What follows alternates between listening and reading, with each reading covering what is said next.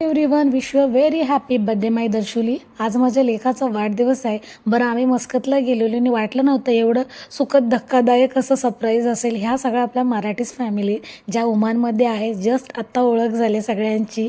4 एक फॅमिली आहे, त्यातल्या 3 फॅमिली. एक फॅमिली जरा लवकर झोपते आणि थोडी लांब राहते. तर ही सगळीजण आलं. कन्फर्म नव्हतं कारण आमचं मस्कतवरून येणं लवकर पॉसिबल होतं नाही होतं त्याच्यावरती सगळ्या गोष्टी डिपेंड होत्या. आणि उद्या ही सगळीजणं त्यांच्या आई येणार आहेत, रामभाऊजी तर आणायला जाणार आहेत. तर उद्या पॉसिबल नसतं झालं तर सगळीजण आजच केक घेऊन आली. बरं, उद्या शाळेत जायचं आहे तरी पण मुलांच्या चेहऱ्यावरती आनंद बघा.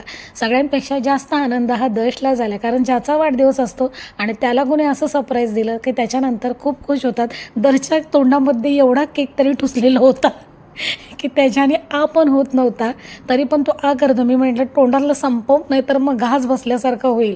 बरं, जेवढा केक खाल्ला तेवढाच आम्ही सगळ्यांनी त्याच्या तोंडाला पण लावला आणि ही चिल्लर पार्टी खूप एक्साइटमेंट होती. बरं, बड्डे असलं तर लहान मुलांचं जास्त आवड असते, म्हणजे त्यांच्यासारखं एक्सायटेड कोण नसतं. बरं, केक पीक भरवल्याच्यानंतर आता फोटो सेशन चालू होतं.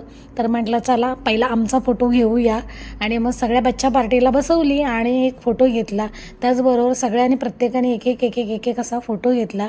आणि उद्या शाळेत जायचं आहे. दटची आधीच तयारी करून ठेवलेली दुपारी मस्कतला जायच्या आधी.